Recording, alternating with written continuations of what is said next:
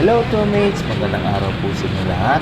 Welcome po sa Tour with Ardan. Nandito po tayo sa may Matina Crossing at tingnan natin ang sitwasyon ng trapiko dito sa area na to. So far, ang tingin ko sa traffic situation, moderate to heavy na rin. Kasi peak hours ito, August 19, 2024 at 7 o'clock in the morning at Lunes pa. So kung napansin nyo sa may bandang kanan, napakaraming pasahero po ang nag-aabang ng sasakyan.